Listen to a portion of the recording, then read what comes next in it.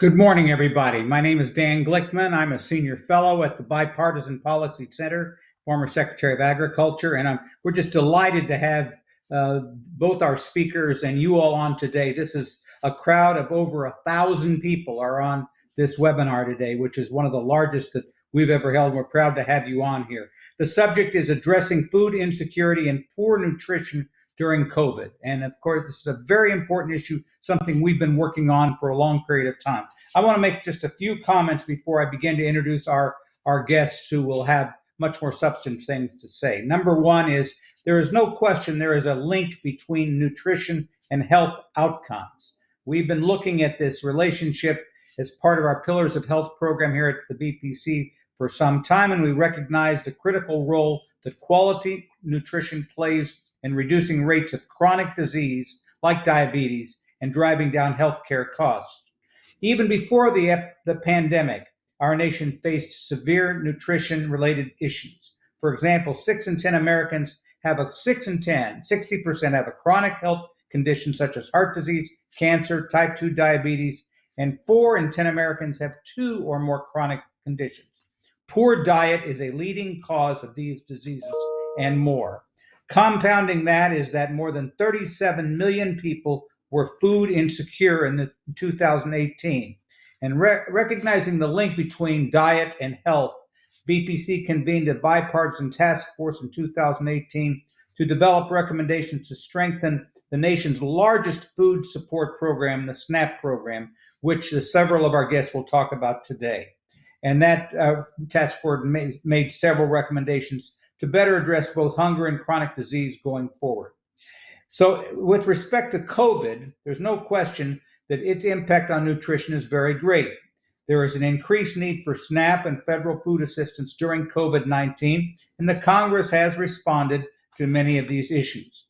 Largely due to high unemployment rates, experts estimate an additional 17 million people, totaling about 55 million Americans, could experience food insecurity this year. American families have had to turn to food banks and food assistance programs like SNAP and other charitable organizations for the first time ever. At the same time, research has shown that people with obesity and diet-related chronic diseases are much more likely to have worse outcomes if they do contract the coronavirus. Fortunately, both the public and private sectors have taken important steps to address the increased need. As I mentioned, Congress has passed critical COVID-19 relief packages, including the Families First Coronavirus Response Act and the CARES Act. There have been emergency SNAP benefits and flexibility given to the SNAP program. And a special word goes out to our nation's food banks and local restaurants who have also stepped up to feed their communities. So the goal of today's event is, as the pandemic and associated economic challenges continue, we know that much more needs to be done. We need continued partnership between the public and private sectors to secure consistent access to nutritious meals for those in need. And we're here to discuss ways to continue these partnerships and to create effective solutions with a tremendous panel of representatives from the public and private sector. Let me just remember that those of you who want to submit questions for the speakers either use the live chat function on YouTube, Facebook, or on Twitter using hashtag BPC Live. So I'm going to begin by asking a distinguished member of Congress from the great state of Nebraska, Congressman Don Bacon, to make a few remarks. In August, Congressman Bacon and several others led a bipartisan letter along with 14 other members of Congress urging USDA to maintain children's access to healthy meals even while schools were closed. Don, we're just delighted to have you on here. He comes from the state just north of Kansas, Nebraska. Your foundation is on Kansas. I want you to always remember that. Great military career. And so, Congressman Bacon, why don't you proceed for your few minutes? Well, thank you, Mr. Secretary, and I want to thank the Bipartisan Policy Center for what you do. I think there's a real need for the mission of the Bipartisan Policy Center. You know, my 4 years in Congress, you do see a very polarized Congress, and you know, it's when you put partisan bills on the floor, whether it's Republican or Democrat, you're going to get a very partisan result. And what I like about the Bipartisan Policy Center, it encourages Democrats and Republicans have worked together to write bills together early in the process, so you get a more bipartisan results that we're voting on, and you have a better chance of getting things through the Senate. And so I really just appreciate what they're trying to do there, because this divide does not help our country. And we see it right now, trying to get a fifth supplemental out of Congress, and it's been a very, very challenging. I want to just give a shout out to Salud Carbajal. I know he was supposed to be on with us today, but he is come down with COVID. He said that publicly, so we pray for his recovery and getting him back on his feet. And one more shout out, and then I'll go in a little more detail in the comments. So we have the mission readiness folks very involved with this topic, and I've been a member of it. It's a group of generals and admirals that are concerned about our youth's nutrition and fitness. And today we find that 71% of our youth, or I should say our 18 to 21-year-olds, cannot get in the military. And the number one reason is physical fitness, obesity. And it's becoming a national emergency.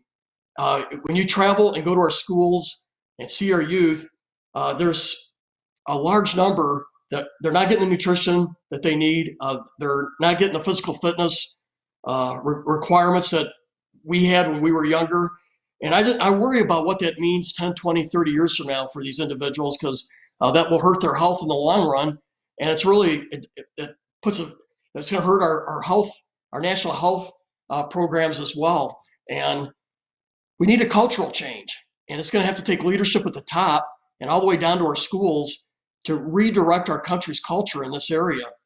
Nutrition, physical fitness, we need to make that part of our vocabulary much more than what it is today. And I want to be a part of that. It's going to take changing cultures are hard. I studied it in multiple college programs, and it's very difficult to do that. But we're going to have to put some work on this, and for the betterment of our country, the betterment of our youth, and just it's needed in so many different areas: economic success, health success outcomes, academic outcomes. It's physical fitness and nutrition impacts all of that. And we know through COVID that we've gone backwards. We haven't made improvement. A lot of our children that weren't able to go to school for months, that for many kids, that was their primary source of fresh fruit, fresh vegetables. The COVID increased the odds of more fast food. There was less physical fitness. You put all that together, and we took some steps backwards since March in this area. And I appreciate folks' focus on this and trying to come up with ways to get at it. And we've tried to do that through the COVID process. We've had 4 supplementals there and some of our supplementals were targeted just at this problem.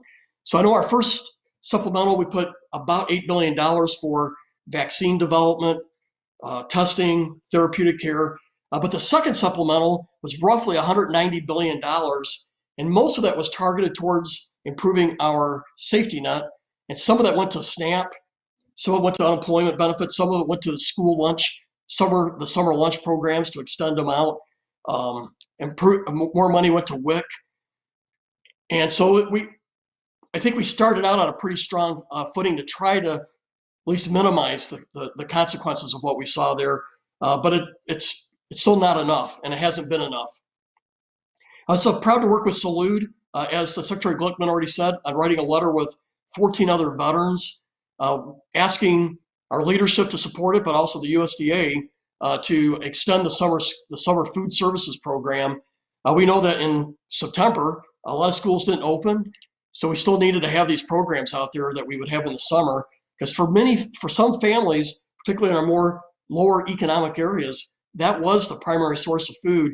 And I saw that in Omaha. I went to multiple areas where schools were delivering food and neighborhood drop-off sites. And, to see the line of cars of 20, 30 cars back of families coming in, receiving these lunches was a sight to behold. And it really underscored the challenges that we had. We have to realize our unemployment tripled, right? And thankfully, we got half of it back nationally. By the way, in Omaha, for every 5 people unemployed, 4 are back to work now. But nationally, it's only about half. So we still have a problem here that we got to continue working. I also worked with a joint team, Jim Costa, Abigail Spangberger, and also Rodney Davis from Illinois, on a bill called HR 8325, and it was Operation Feed Our Kids. And so it authorized and directed USDA to extend the child nutrition programs. And I'm proud to say that that bill got put into the continuing resolution. So it's funded right now, and it's serving as law.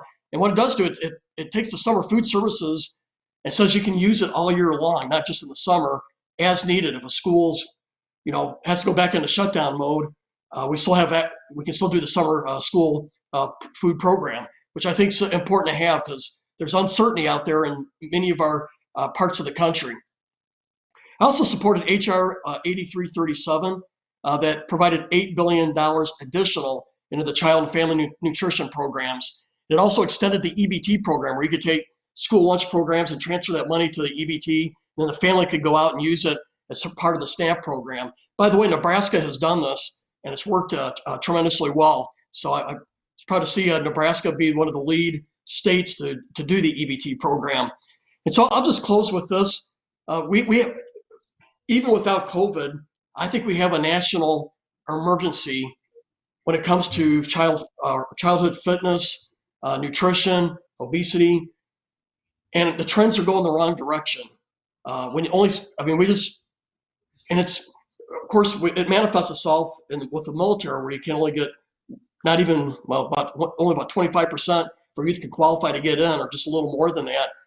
But that's just one manifestation. There's even graver issues, diabetes and all these things that could happen 20, 30 years from now for these youth as they grow up. And it's going to put a lot of strain on our health institutions in our country, and it's going to hurt families. It's going to have wide-ranging impact. And then you throw in COVID, it's even made it harder with children not having access to fresh fruit and vegetables. And so we need to find ways to get our kids access to the better food, and we got to figure out how to change this culture where physical fitness is not a higher priority. So I really appreciate the Bipartisan Policy Center, and I appreciate the mission readiness team that's part of today, and I'm really very honored to have 1,200 people on here listening on this. So I want to welcome all of you to this, and thank you for putting on a great program today. Thank you for giving me a chance to speak.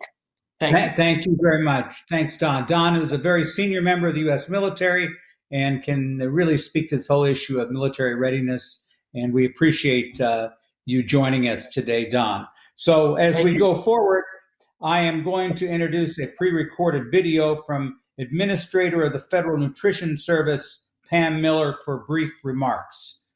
So I think the team should put up that video right now. Hello, my name is Pam Miller, and I'm the Administrator of the U.S. Department of Agriculture's Food and Nutrition Service. Thank you for inviting me to take part in today's forum on ways to address food insecurity and nutrition during COVID-19. As you may know, the Food and Nutrition Service administers 15 federal nutrition assistance programs, including the Supplemental Nutrition Assistance Program, or SNAP, the Food Distribution Programs, the Special Supplemental Nutrition Program for Women, Infants, and Children, or WIC, and the School Meals Programs. All of these programs make up the Federal Nutrition Safety Net, providing assistance to those most in need. At the outset of the COVID-19 pandemic, when schools closed and businesses shuttered, this agency swiftly adapted to ensure people could still access our programs. FNS granted states more than 4,000 program flexibilities and quickly implemented new authorities granted by Congress in its COVID-19 legislation. These flexibilities helped remove roadblocks to feeding children and low-income individuals during this uncertain time and empowered states and program operators to work creatively and even innovate so that our programs could best meet their specific on-the-ground needs. For example, FNS provided states and local program operators across the country a wide range of options to use for operating USDA's child nutrition programs to ensure they can continue to serve the millions of kids who rely on our programs for nutritious meals, regardless of whether schools are in person, virtual, hybrid, or closed. School food service professionals across the nation use these flexibilities to provide grab-and-go meals and delivery services to the children in their area. FNS is also approving emergency allotments or supplemental benefits for the SNAP program, which increase benefits for existing SNAP households by nearly $2 billion per month. And we continue to provide substantial support to America's food banks, our frontline partners in the battle against food insecurity. FNS is providing billions of dollars worth of food and administrative funds through the Emergency Food Assistance Program, bonus purchases, the President's Support for Farmers Program, and additional resources provided by Congress for coronavirus relief. This agency has also launched new creative solutions to provide those in need with access to nutritious food, including leveraging innovative partnerships and new programs. Over the summer, we announced an expanded partnership with the Baylor University Collaborative on Hunger and Poverty, McLean Global, and PepsiCo. From April to August, the Emergency Meals to You program delivered nearly 40 million meals directly to the doorsteps of eligible children living in rural areas with limited or no access to meal service while schools were closed. FNS also quickly stood up a new program authorized in the Families First Coronavirus Response Act called Pandemic EBT, which provides the value of school breakfast and lunch to children who would otherwise receive free and reduced price school meals. USDA approved Pandemic EBT for all 50 states, D.C., and the U.S. Virgin Islands. FNS has also rapidly increased access to online purchasing for SNAP participants to help facilitate social distancing and keep people safe. Today, online purchasing in SNAP is available in 46 states and the District of Columbia, covering more than 97% of all SNAP households nationwide. These examples are just some of the ways that America's nutrition safety net has helped to ensure those most in need have access to nutritious food during this pandemic. However, we also know that we cannot simply feed our way out of hunger. And that is why, under the leadership and vision of Secretary Perdue, this agency is prioritizing how we're delivering our programs through a human-centered approach that meets people where they are so that we can help move families forward. We want to provide those who rely on our programs with something more than food assistance. We want to provide them with the opportunity to move forward with the hope and support they need to take one step forward each day to be better off than the day before. For instance, while SNAP benefits fill an immediate need, it's programs like the SNAP Employment and Training Program that really move people on a path towards economic stability and independence. As the U.S. economy continues to reopen, we are dedicated to investing in all those who our programs serve and providing them with the tools necessary to overcome hurdles and inspire hope. We welcome anyone who wants to join us in our efforts to support the needs of families and communities now and into the future. Thank you for allowing me this opportunity to join all of you. Well, I want to thank the administrator, and I recognize the room because I used to use that myself on occasion. And thanks to USDA, a lot of people don't realize the biggest part of the USDA's budget is in our food programs. And so we appreciate the good work they're doing. Now we're going to get to our panelists. And before we have four panelists, and I'm going to introduce them all. Our first panelist is actually, we're going to let him say a few extra moments at the beginning, 5 minutes or so, because he is a world-renowned humanitarian. And those of you who read local media or read food media or are just aware of what this man, a chef, a humanitarian, an anti-hunger advocate, the founder of World Central Kitchen, it's my friend Jose Andres. World Central Kitchen is a nonprofit organization that works to provide meals to those in need and assist local restaurants and restaurant workers. To date, I think that you've provided over 25 million meals in 400 cities across America and encouraging chefs all over, not all the United States, but all over the world to try to deal with this COVID crisis. So, Jose, before we begin with our other panelists, I was going to say analysts, but they're both. They're analysts and panelists. Before we begin with that, I'd like you to say just a few words about how you view this situation globally and from a big picture, 30,000 foot. Thank you, Dan. I own it to you the reason why a cook like me decided to learn more about policy and about the way we feed the country and the world. I still remember when you were coming to my restaurant after the Good Samaritan Act back in 1995, 1996. We were showing the example in how private business could be helping feed soup kitchens and homeless and others. And there is the first time ever I saw policy at work, and for that I thank you. Listen, I had a few words kind of in a written speech, but I decided not to. Obviously, when we hear the policymakers, when we hear congressmen and senators, when we hear secretaries and undersecretaries, it seems that we're doing everything perfect and everything is right. But let me tell you, when we go to the streets of America and when we go to the streets of the world, winter is coming. Yes, we are the richest country on the face of Earth in the history of the world.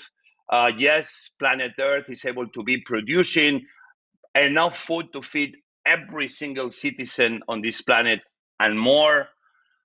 But then the reality is another. Is hunger lines not in Africa, not in Asia, not in South America. There are hunger lines in America. And the issue is, if we have all these beautiful programs under the USDA, why do we keep having hunger lines in America? An NGO like World Central Kitchen that is very small is doing at times 350,000 meals a day.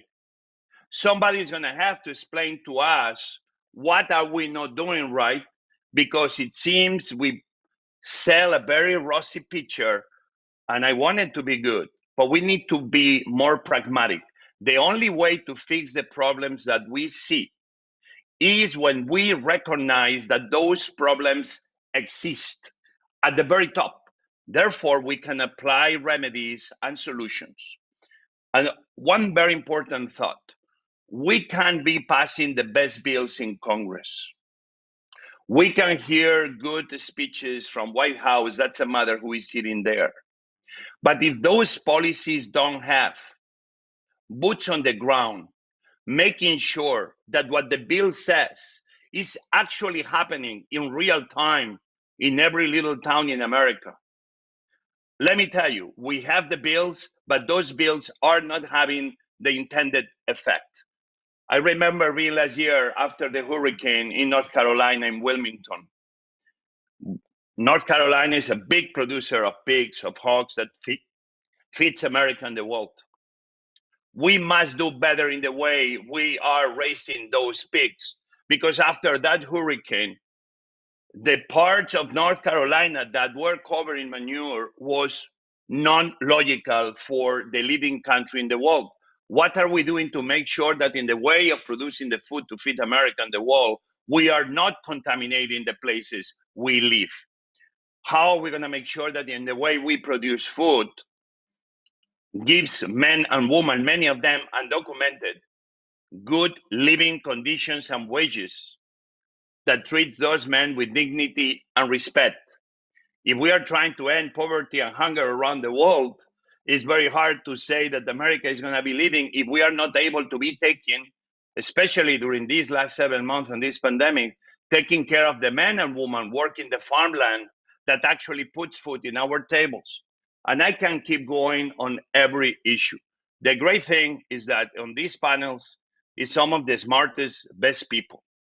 It is up to the federal government to make sure that we end food deserts and that every children has a good plate of food, where we bring more vegetables and fruits forward to every single family in America. It's up to us to produce food that in the process of feeding ourselves, we are not contaminating our lands and our waterways. It's up to us actually to make sure that we can imagine a smarter tomorrow through the power of food. So just to end, I think we all need to be changing the USDA once and for all. Agriculture is agriculture, but we know it's many more things and many more places to be feeding the world. But we need to understand that one thing is agriculture in the way we produce, another thing is in the way we are using that food to empower communities, to have a better immigration system, to make sure that we are able to put America and the world in the right path to produce without degrading planet Earth. And we need to have a United States Department of Food and Agriculture. And that person should be next to the president at the National Security Council. Winter is coming. We take food for granted. We think we are safe from having enough food to feed our families. If we don't start taking care of food in a more serious way, that will empower every American and every citizen in the world, one day we may wake up and realize that because we didn't do the right work today with policy that works on the ground, one day we will wake up and see that hunger, it's a bigger issue, not only overseas, but in America. And then maybe then it'll be way too late to fix it. So let's elevate the perception of food. Let's bring it to the National Security Council, and let's start having smarter conversations about how food should not be the problem, but the solution of many of the problems we face. Thank you, Jose. I traveled with Jose to Haiti along with President Clinton. You may recall that trip, and I've never seen a more tenacious, compassionate, persistent man in the world than Jose Andres. You look in the dictionary under those terms, his picture's there. And you've done so much to elevate the issue. And now I want you to stay on because we're going to have a conversation. But we have four people who I think can, two from industry and two from the nonprofit world, who I think can address a lot of these issues from their own perspective. So I'm going to introduce them quickly. We have Luis Guardia, who's president of the Food Research and Action Center, FRAC. And just in full disclosure, I'm on the FRAC board. So I have an interest in what FRAC does. FRAC is a leading national nonprofit organization working to eradicate poverty-related hunger and undernutrition in the United States. He was previously with the One campaign. He has over 30 years of management experience in nonprofit work, and he's done a tremendous job at FRAC. The next is Joni Hollyfield. Joni is founder of Heart Smiles and is a proud Baltimore native.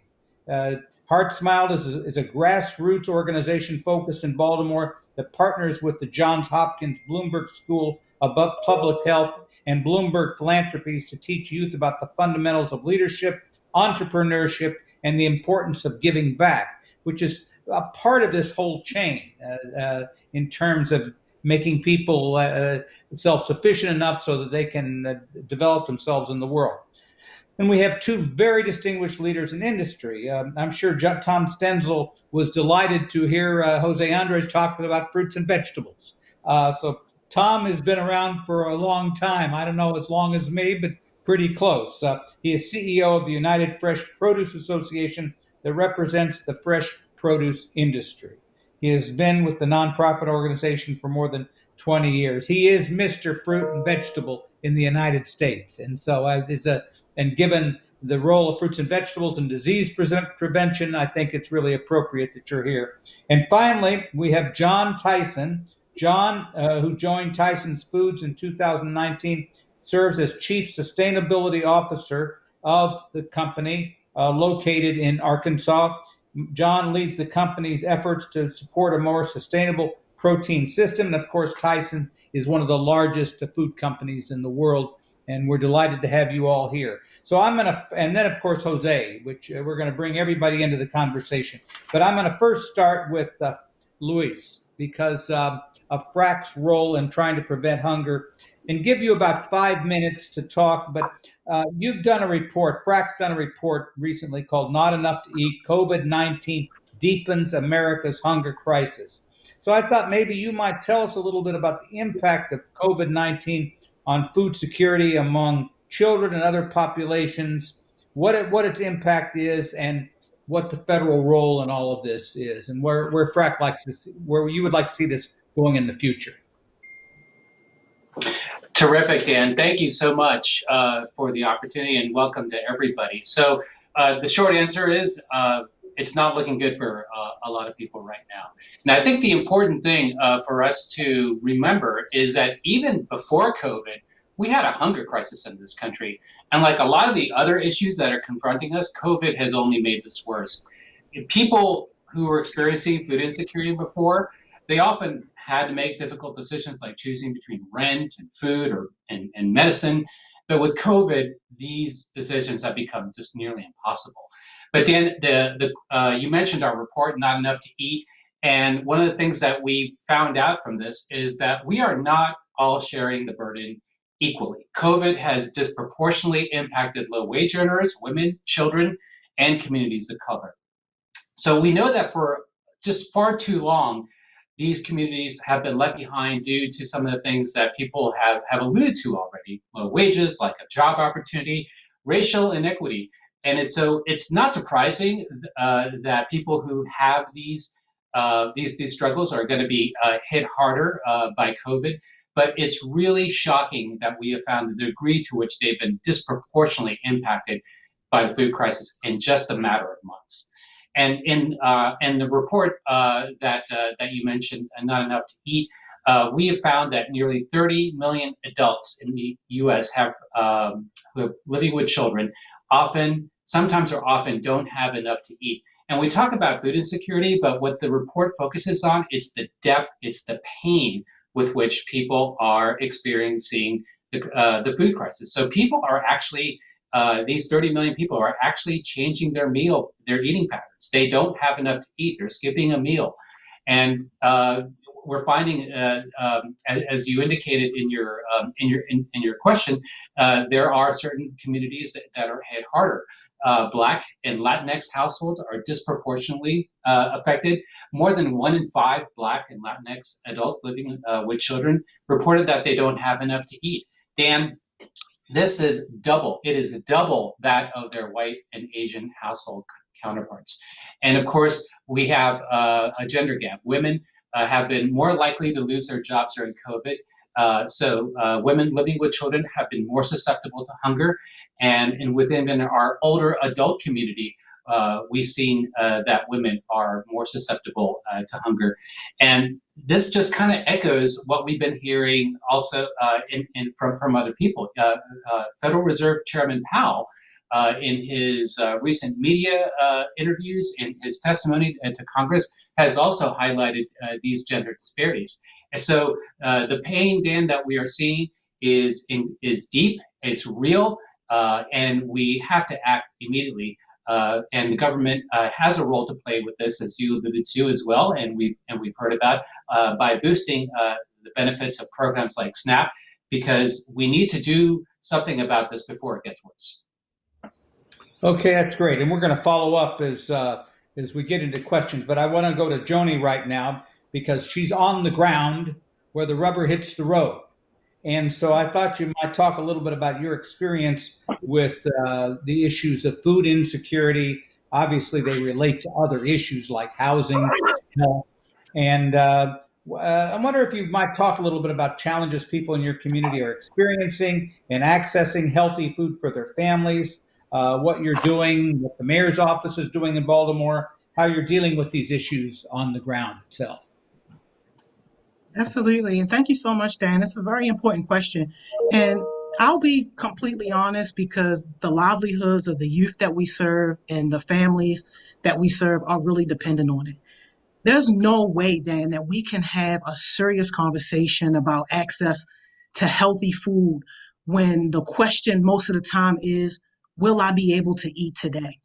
Yes, COVID has made things even more challenging, Dan, but imagine your normal being kids walking by 3 liquor stores and an open-air drug market on their daily walk to school, or your nearest grocery store being 5+ miles away and you're limited to public transportation, or having just a small corner store literally no bigger than a studio apartment, and the freshest thing that you can get to eat is an outdated glazed donut.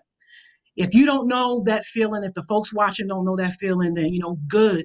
I pray that you or your children never have to. But Dan, for my community and the communities that we serve, that's our everyday reality. So if we're going to have a serious talk about access to healthy food, then we need to start with the conversation around infrastructure and physical barriers that are creating these mental cages and a sense of lost hope that's only found in poor minority communities in Baltimore and in cities like Baltimore.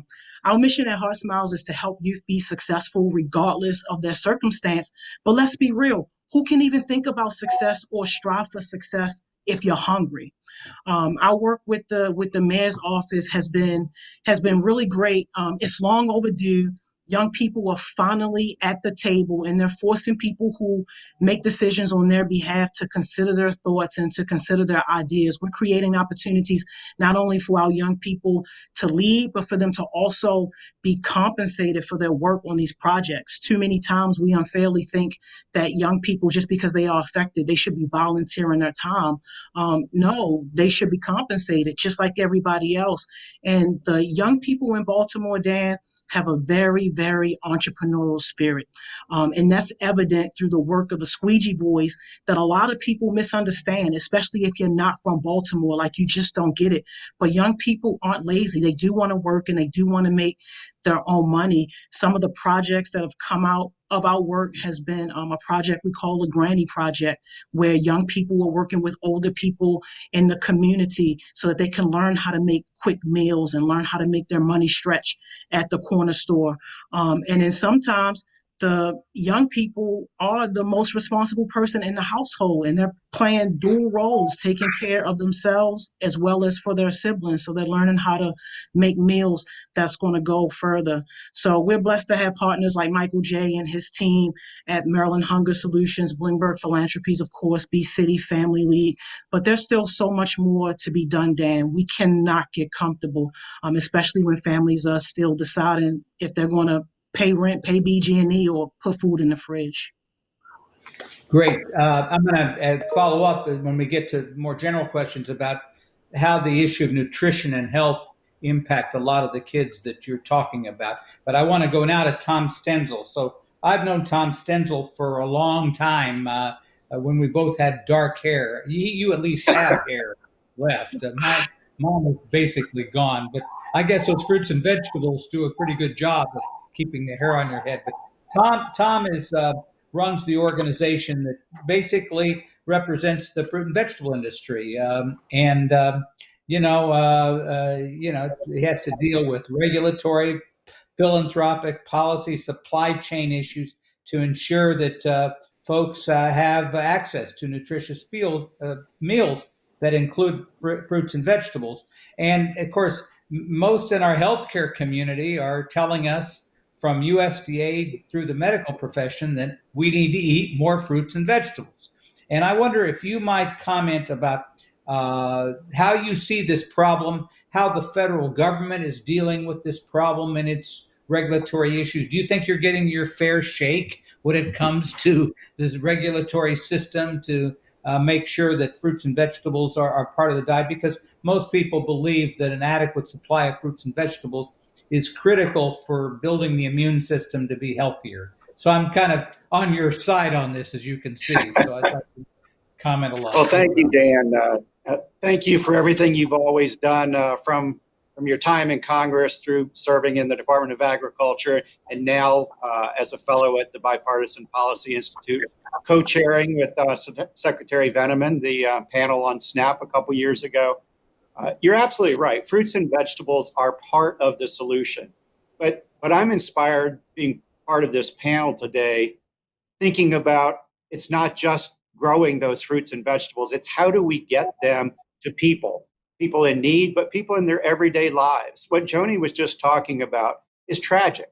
A big part of what we have tried to do over the years is increase access to fresh fruits and vegetables, whether that be in the food deserts, corner stores, inner city, but rural also. There's also challenge in the rural area. And like we've all said, the pandemic has just exacerbated the challenges that we face. From an industry side, I think we've been working in three major areas through the last 7-8 months.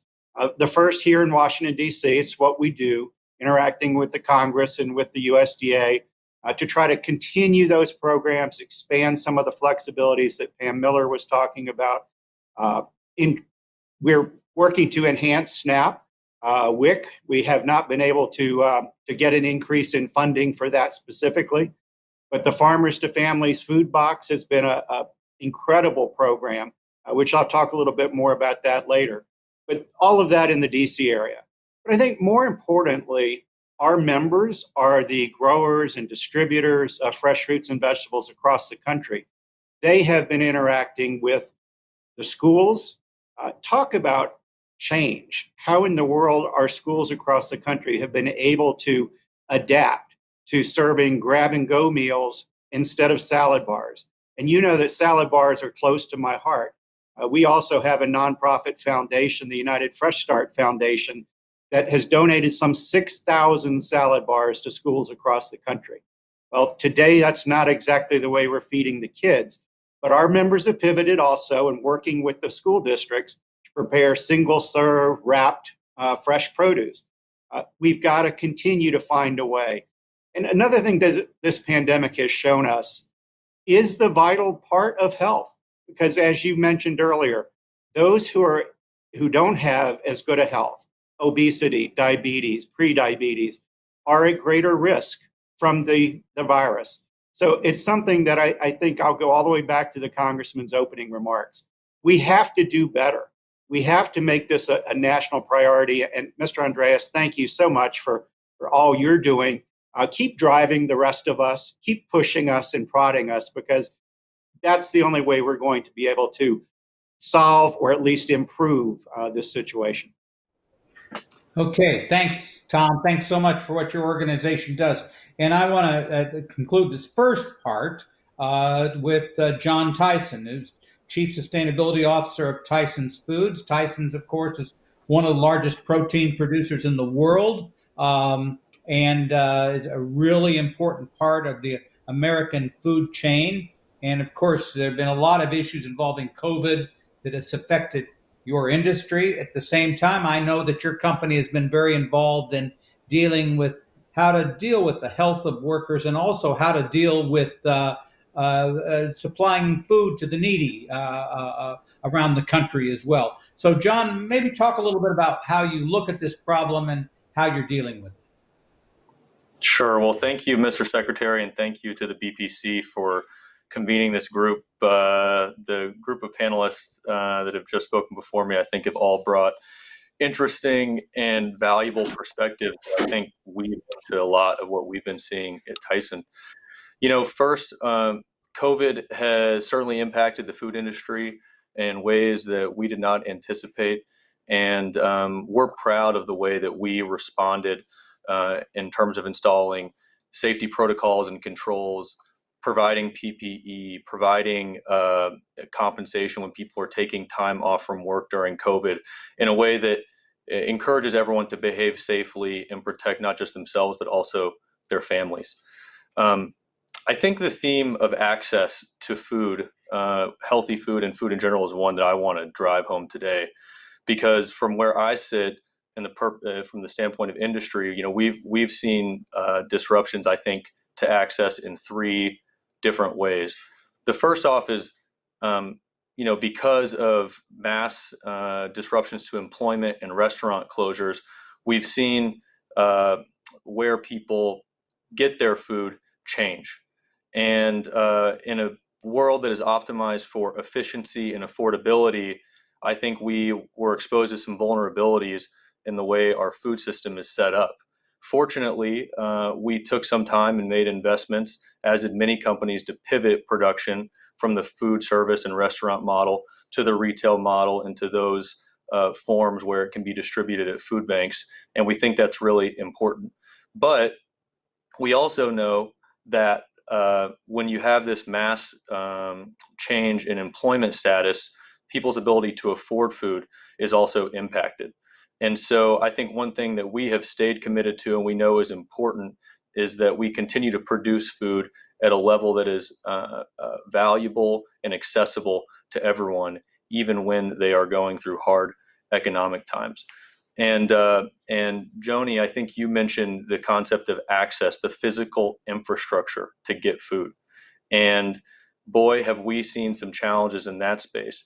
One investment we've made is in the community pantry program that we have at Tyson, where basically what we noticed, and this was prior to COVID, we saw that in some both urban communities and rural communities, this is a universal challenge, small and medium-sized food banks don't have the infrastructure to take on the mass scale of food that a 40,000-pound trailer from someone like Tyson is able to deliver.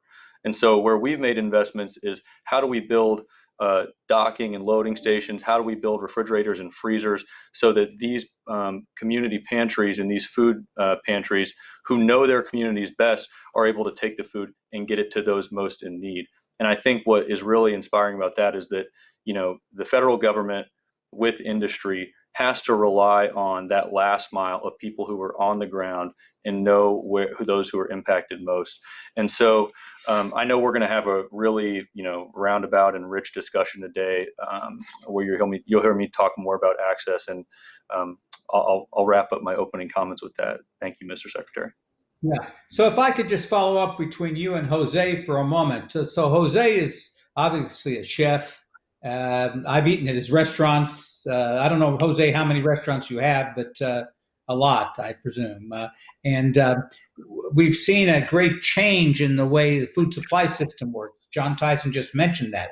So much of our food historically was eaten at restaurants. I don't know what the numbers are, but institutional servings were about half the food that's consumed in this country, and that's changing rather dramatically.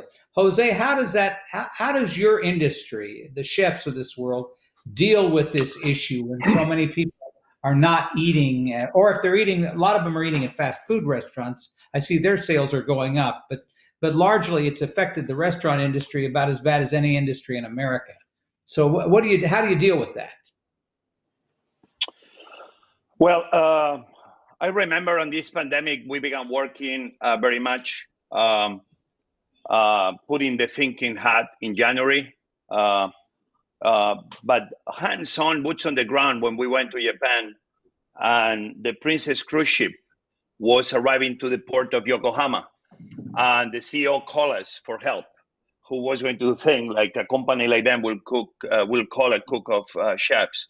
The reason was the experience we had before with the virus. So the main thing we did, a group of cooks, in the CDC or even big companies in the meat world and other food production big companies, a group of cooks like us, we did this. This is MASKI. This was the health guidelines to make sure that we will tell every employee, many of them Latinos, many of them Blacks, minorities, how they will be safe. We made sure that we will try to give them a space, 6 feet, to work away from each other. We made sure that we understood that we were not going to be able to produce as much food at the beginning. But you need to understand that on the 14th of March, I closed my restaurants and I announced that I was reopening them as community kitchens. Obviously, over the month, we've been, with my organization, my nonprofit, we've done almost 40 million meals. I've been almost in 20 states in America, in many countries around the globe, from Lebanon to Spain. I've been in Baltimore. I've seen the amazing work that Johnny Holyfield has done with her organization, Her Smiles, the amazing work that the mayor has done with boots on the ground. And so in the last month, when we were thinking about reopening, everybody was putting the pressure on the business, when the big pressure was supposed to be on the very basic guidelines that we all had to follow to make sure that everybody will be safe. If everybody really will be safe, we will not be talking about an economic downturn or about the huge number of deaths. So what we've done is trying to protect our employees.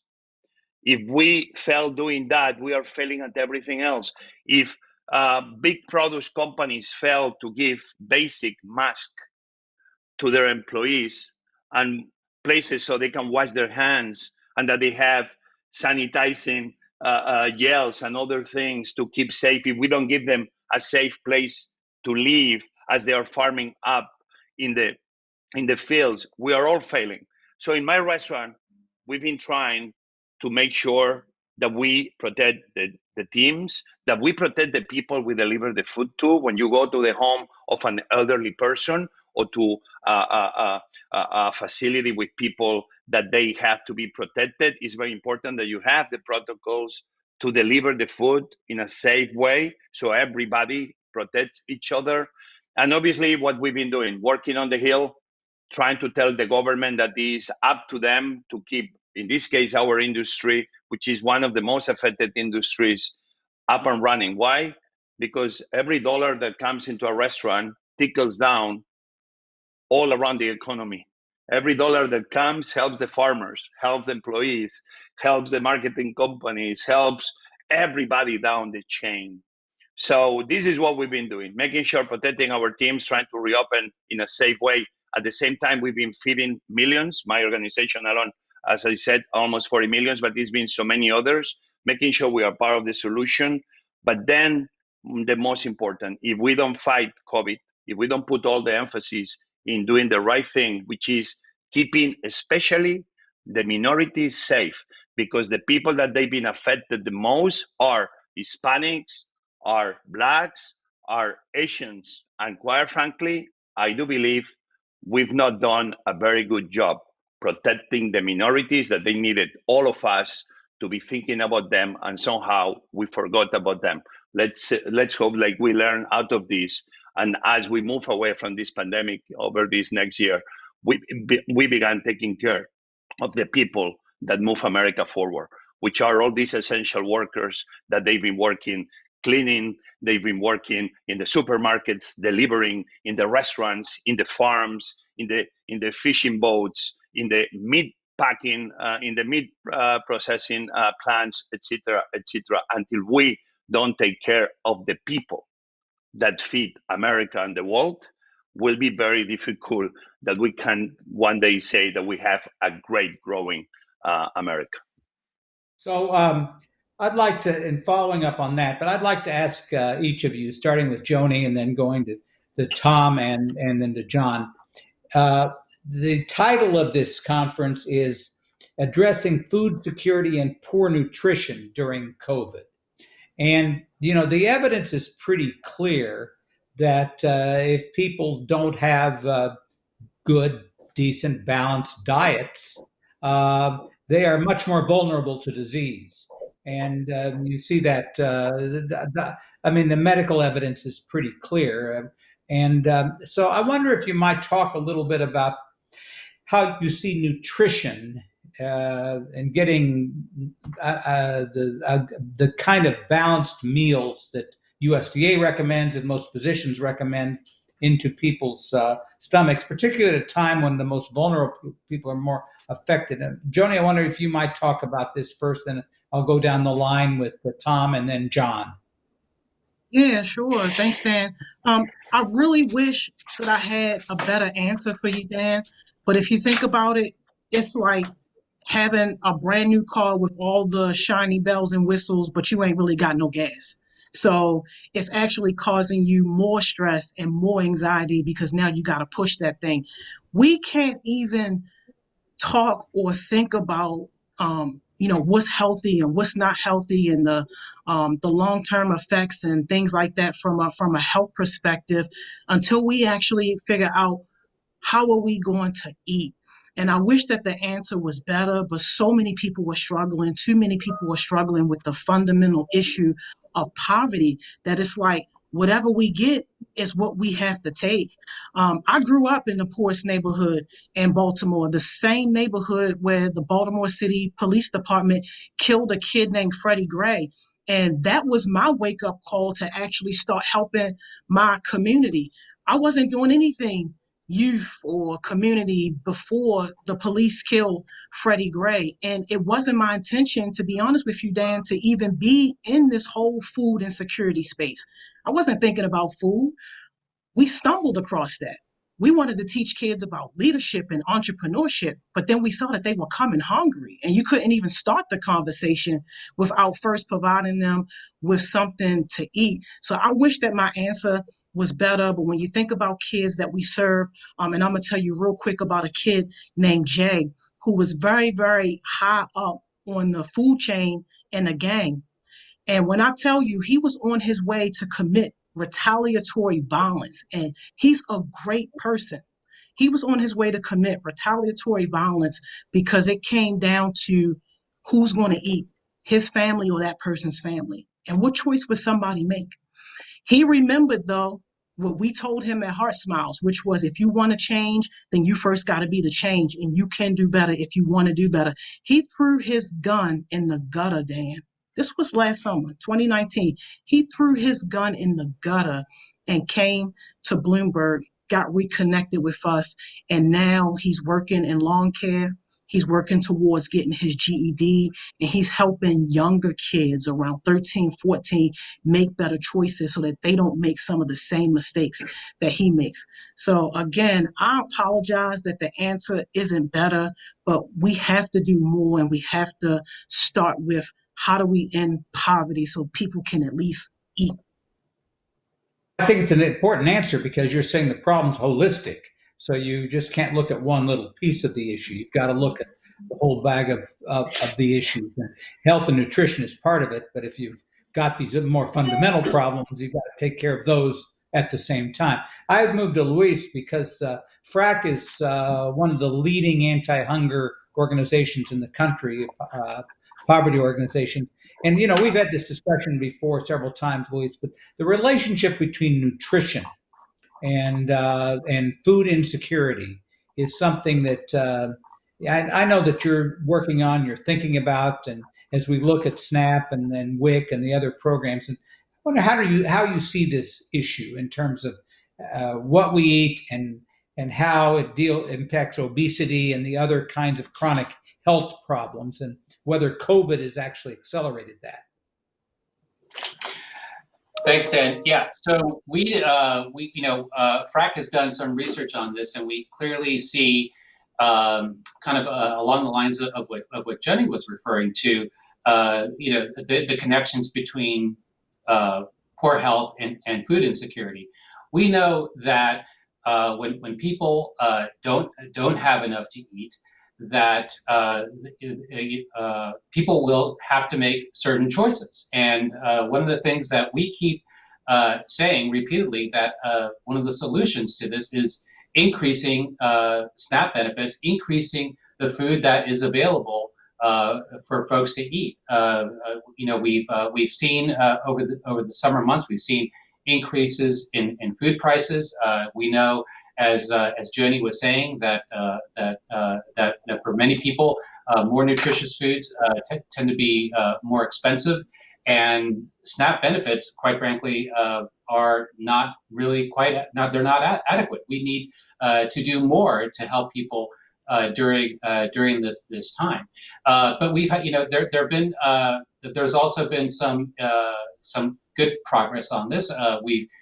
People have talked about some of the waivers that USDA has given for the child nutrition programs, and we're very thankful to Administrator Miller and others at USDA who made this possible. And we're also grateful for some of the other things that have been done in terms of providing other assistance that you heard about from Congressman Bacon earlier, about in terms of the pandemic EBT program, which the pandemic EBT program alone has lifted at least 4 million children out of hunger.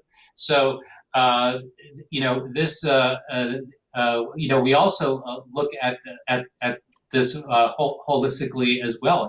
Jose made some great points earlier on, tying food insecurity, to jobs, to environmental sustainability, and I know a lot of people on the panel are thinking about this. And the thing we keep saying is, SNAP exists there, and the federal nutrition programs exist there, to help people. We know that the leading cause of hunger is poverty, and so when we look at these solutions, we know that there needs to be a holistic approach. There needs to be greater attention paid to issues around employment and job security and fair wages. But all that is all part of the same puzzle that we're all trying to work with in terms of ending hunger and making sure that people have the right nutrition that they need to lead healthy lives. The last point I'll make in terms of the connection of where of some of this stuff is where we see it also hitting where the rubber hits the road, is that programs like SNAP also have a healthy effect, not just on people, but also have a healthy effect on the economy. So when we're talking about increasing jobs, when we're talking about more opportunities for families in our country, it's important to know that for every dollar that people use on their SNAP benefits, the local economy will increase by $1.50 to $1.80. And so these are important things that we need to keep in mind, because these help local economies, and they help local economies very, very quickly. So you're absolutely right, Dan, to think of this as a holistic matter, and we believe that the government has an important role to play in this, and this is something that we look at very carefully. So I'm going to ask both Tom and John this question as well, in terms of both issues involving sustainability and nutrition. What do you think we can do better to look at our feeding programs, whether they're federal or whether they're voluntary and charitable, and the diet generally, to improve people's health? You're both in the business of supplying fresh protein, fresh vegetables. I mean, and I'm not putting down the packaged food industry. That is not what my purpose is. But the fact of the matter is that you're both in the business of providing healthy food for people, and that's a big part of making people more resistant to disease. And that's one of the focuses of what we're doing. So, Tom, I'll go to you first. What more can we be doing in that area? Dan, I would start by telling Joni, don't apologize for that answer. Now, I wish you had been able to say, oh, yeah, we're going to get these kids more fresh fruits and vegetables. But that's not necessarily realistic. Those of us sitting here are not going to be able to expect somebody who's hungry to always make that choice, on a nutrition basis. But what can we do? What can we do? And I'm going to go back to the story of WIC, because more than 10 years ago, we added the WIC cash voucher. Actually, Congress added the WIC cash voucher for fresh fruits and vegetables. And what change we saw from that, when stores were able to have customers who came with dollars in their pocket from that WIC allotment, and they were targeted to fruits and vegetables, it made a huge difference. What can we do on SNAP requirements for corner stores, convenience stores, to carry an array of different fresh fruits and vegetables, different commodities, so they don't just get that stale glazed donut? We need to make some of those changes. And as I look at SNAP and the future of SNAP, I know it's something the Bipartisan Policy Council is working toward. We've got to find a way to make SNAP more than just a cash transfer program. We've got to make sure that it is meeting the dietary health needs of people as well. So rather than just transferring the money, we need to also put parameters around some portion of that needs to go for healthy foods. Yes, let's raise the amount. Absolutely, Luis. But let's also target that amount to help people, because we know sometimes they're not going to be in a position to make that choice on their own. Well, I would note that the second letter in SNAP is N, which is nutrition. And you look back at our federal nutrition programs, and most of them were originally designed to deal, quite frankly, with national security of our country. Because you look at the school lunch program, it was formed after the Second World War to deal with kids that couldn't go in the service because they weren't qualified to do it because of nutrition issues. So I think that's a good point, not without some controversy, I would say, but I think it's a good point I happen to agree with.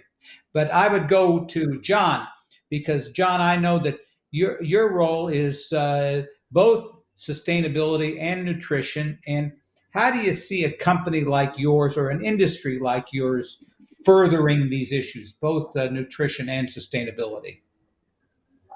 Yeah, well, it's a big, hairy, complex question and problem to solve. And I want to begin by acknowledging a couple of the points that were made. I think, Luis, you said, we know that poverty is the greatest cause of food insecurity, right? And I can talk a little bit about communities where we operate. The same people who are experiencing food insecurity also experience challenges around housing stability, access to childcare, access to transportation. And these things all build on one another. And I think first and foremost, it's important that we acknowledge the interconnectedness of these challenges. I think we're talking about food and nutrition, though, today. And the one thing to build on Tom's point is we have the programs in place to get food to people. And let's not try to reinvent the wheel, but rather let's continue to invest and optimize those programs for healthy food delivery. I think that's a great point. And if I could also just touch on the concept of sustainability. So, we see a few different elements of sustainability in our world. We talk about having thriving people and communities. We talk about having a healthy planet. And we talk about being a leader in research and innovation for animal welfare. We already talked about the people piece, but let me touch on the planet piece. I think if you were to go read about some of the investments that we've made in water conservation, land stewardship, optimizing for a healthier and sustainable regenerative supply chain, you might be surprised compared to what is sometimes said about large food companies in the United States. And I congratulate and just recognize the work that our team has done, because we're taking steps to make investments and changes that are rooted in science. For example, we were the first protein company in the world to have a science-based target initiative approved greenhouse gas reduction goal. And I think it's important to acknowledge that we have to make these investments, but do so in a way that does not shock the cost to produce food and therefore disrupt the food supply chain as it is, but rather recognize if we take a long-term view, multiple years, 5, 10 years, I personally have a high degree of confidence that we are going to continue to build a sustainable and regenerative food supply chain, but one that is also capable of feeding all Americans, including the most vulnerable. Questions from the audience, and I would just remind folks that using the chat function on YouTube, Facebook, or on Twitter using hashtag BPC Live. If anybody Dan, can I add very quickly this? Yeah. What is that? Everybody is aware of the My Plate. Yes. This tells you the percentage of fruits, vegetables, grains that every American should be eating. This comes from the USDA, Dan. This is the USDA of America, it's federal government. If this is the My Plate, and where vegetables and fruits and grains occupy 75%, why the subsidies that through the Farm Bill are given away to especially the big agribusiness don't help what we call the specialty produce? Why are we giving away subsidies in such a disproportionate way when we are saying that Americans should be eating 50% of the diet in fruits and vegetables, but what the government does is subsidizing companies that actually, in a way, is the reason of why we have so many fast food restaurants. Listen, I don't want anything wrong with fast food restaurants. My daughters enjoy them. I like them. I want big companies to do well. I want to have a big company, but we cannot be supporting from the federal government a sector and not supporting another. Small, middle-sized farmers are not receiving their part of those subsidies. Therefore, those vegetables and fruits exponentially are much more expensive in the market. And by the federal government be subsidizing many of those grains and wheat and soybeans and peanuts and sugar. Why should we subsidize in sugar? The long story short is the government, in a way, is creating a more unhealthy America, that at the end it cost us $3.6 trillion to try to fix America, because they're health issues, when actually we should be investing in having a healthy America, so people in Baltimore can have access with the support of the federal government, NGOs, and private sector markets, where they can be having access to those fresh fruits and vegetables that will be only one part of the sequence of having a more prosperous citizens in America. But nonetheless, I do believe the government, in the way they are using those federal dollars, are creating a problem that has a very simple fix. So maybe we'll have you as one of the main testifiers in the next Farm Bill. Then I'll let the members of Congress know, because you've raised some interesting and controversial issues. So I have plenty of other questions, and maybe this goes to John first. But Marguerite from YouTube asks, "What does a sustainable food system look like? What does it mean, a sustainable food system?" Wow, that is the $1 million or $1 billion or $1 trillion question that Marguerite has posed. In order to simplify, I think that a sustainable food system is one that optimizes for both human resilience and healthy planetary resilience. One that allows nature to continue to exist and regenerate. And what I'll say about at least my last few years working within Tyson, something that I've observed is we've known about issues around nature-based solutions, challenges around climate change for years and for decades. But it really does feel like, from my seat, that the business world has, in the last few years, kind of awoken to this challenge and started solving for it. And I'm actually really optimistic, when I think the business community puts investment in dollars behind innovation for whatever problem they're trying to solve, we tend to reach those solutions. And so I really say wait and see what the next few years have in store, because I do believe that American business specifically is going to play a huge role in leading the world toward a sustainable food system. And if I may build, it's important to recognize that our efficiencies and our production methods have impacts all over the world. The global food system is interconnected in ways that are sometimes even, too complex to conceive of. And so, the investments that we make here in the U.S. can have an impact all around the world. So I'd like to ask Tom Stenzel to follow up a little bit on Jose's question, which is, I've been involved in agriculture policy for a very long time, and it's complicated. And there are a lot of political players in it. As you know, it's involved different crops, different regions. I don't have to tell you, because you've been through almost as many farm bills as I have. But how would we increase the production of fruits and vegetables and the consumption, especially as it relates to smaller local farmers and producers? You can produce fruits and vegetables almost anywhere in the country. Obviously, weather has a lot to do with it. But so I wonder if you might talk about the fact that, how the supply chain might operate with that. I think we've learned a lot. I think we've I've learned a lot this year through the pandemic of the importance of the distribution chain, not just the production. I don't believe we have a production issue. We could double the production of fruits and vegetables relatively easily. What we have to do is get them through a distribution chain to the ultimate consumer. And I think about that too with local farmers. Shutdown of restaurants was one of the most terrible things that could have happened, not just for the restaurant operators and their employees, but the distributors, the produce distributors. You see trucks driving all around the cities with produce on the side.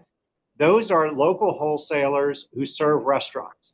And by and large, they are the avenue for small farmers on a local basis to sell their product. Those smaller farmers may not have quantity or a long enough season to get into some of the big retail chains, but that's happening more. But these wholesalers are real key. So I definitely agree on the inequity in funding, but I don't know that it's simply subsidizing farmers. I think we need to create demand.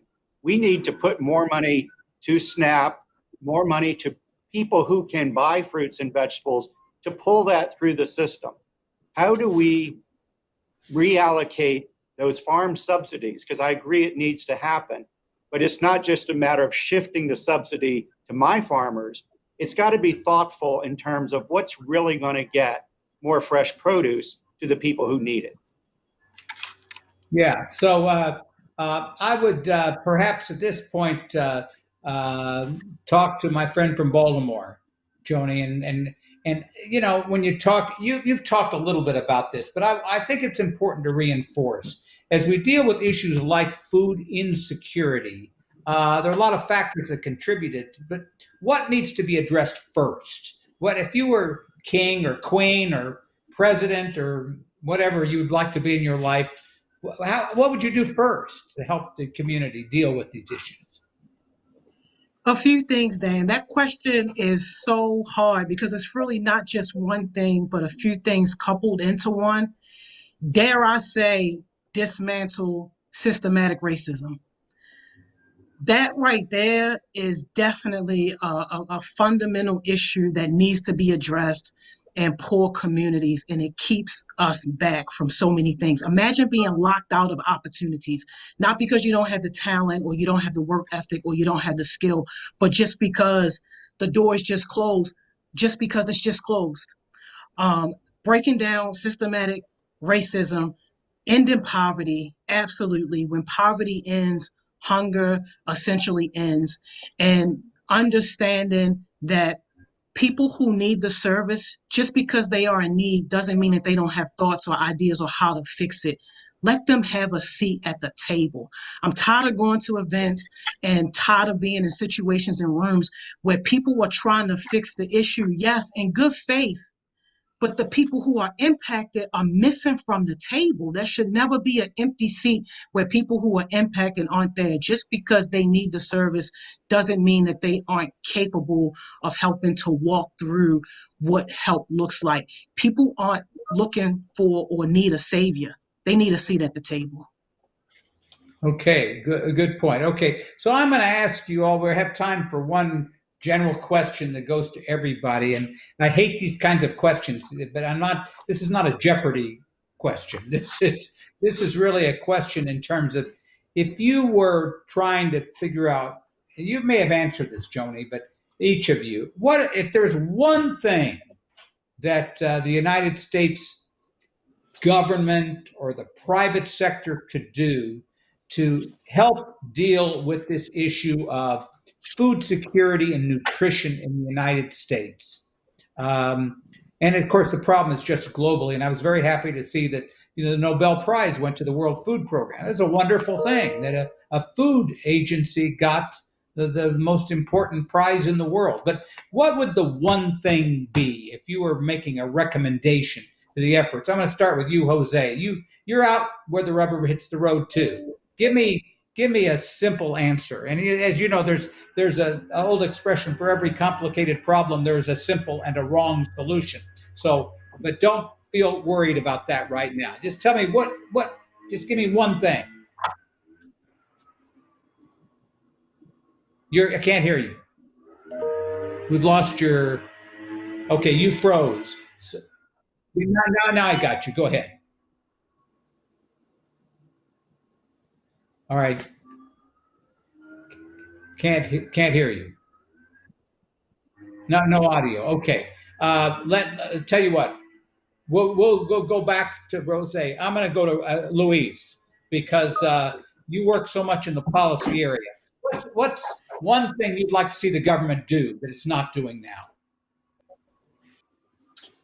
Pass the COVID relief package. Pass the COVID relief package. That is essential. People are, as I mentioned before, Dan, people are struggling in very big, meaningful, deep ways right now. We need to increase the SNAP benefit. We've been in the last package.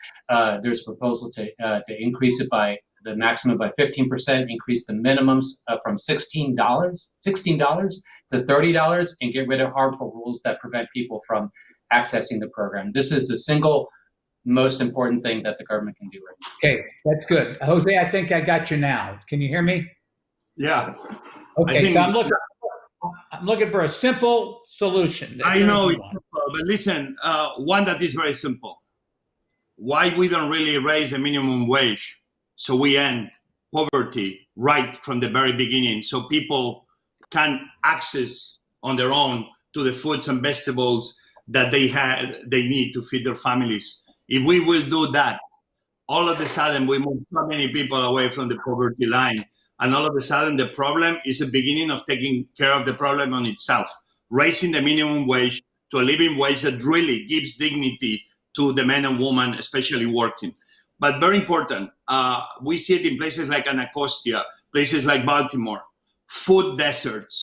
We still have food deserts all across America, in the Navajo Nation, where people have to drive for miles. Let's make sure that the power of the federal government, in partnership with private sector, big and small companies, NGOs, we bring dignity to the places that are forgotten.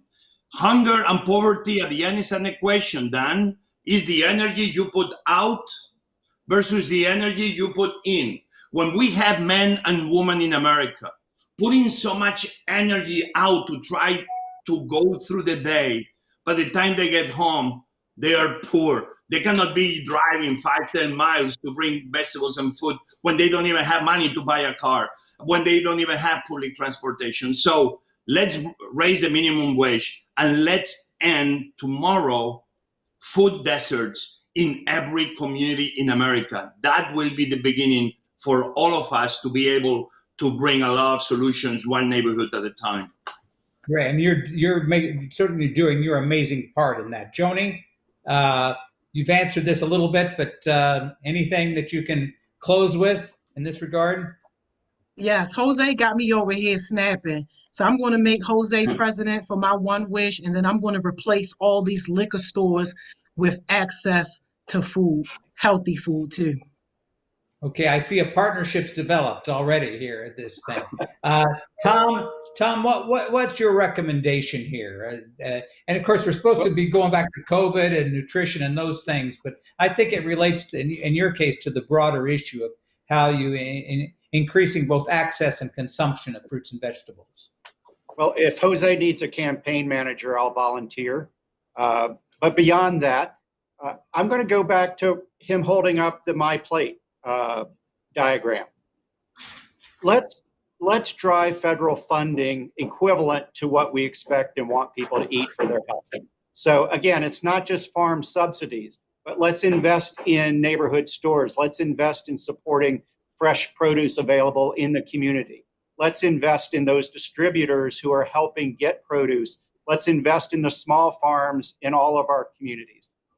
There's a way to tackle this.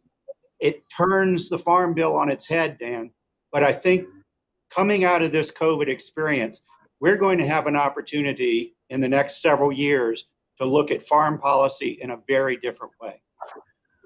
Okay, and John, I'm going to close with you. As you look at all the issues that we've talked about today, and not only what you're doing yourselves, if you had to make a one or two recommendations to policymakers, what might it be? So I think we've touched on SNAP. We've touched on the power of public and private partnerships. And I think the biggest thing that I would encourage policymakers to do is set aside the partisanship and focus on issues like feeding people that matter to Americans. This is something we can all agree on. The Farm Bill has had great bipartisan support for decades now.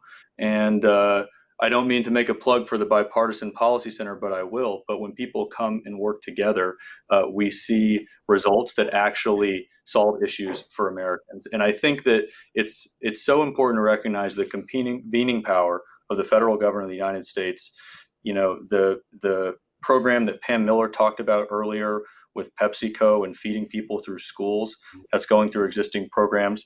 I know Chef Andres has been a part of the FEED Act, which is talking about using FEMA to distribute food to people. These are all things that are within the realm of possibility and can be expanded to meet the needs of Americans all over the country, rural and urban. And that's what we should be doing. Yeah, well, first of all, I think this has been a really good discussion. There are a lot of other players we didn't talk about. What's the role of the medical community?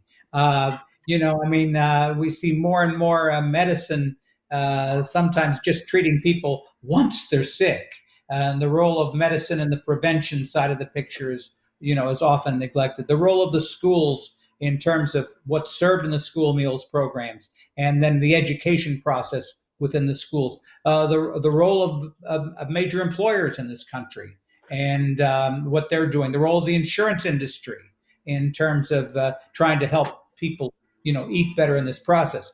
And of course, in the short term, we just gotta hope we get a vaccine soon and the therapeutics soon, so that people aren't dying in the numbers that they're dying in right now.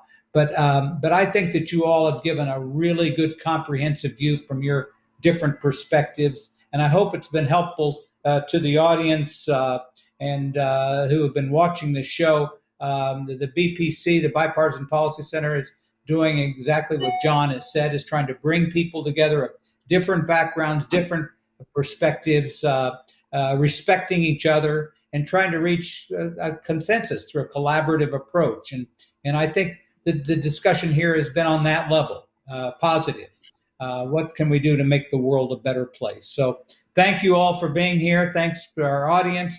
If you have any further questions, you can use the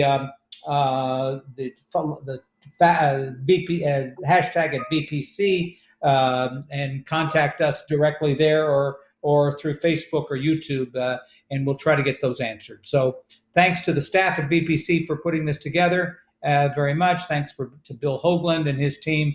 And everybody have a great day and stay safe.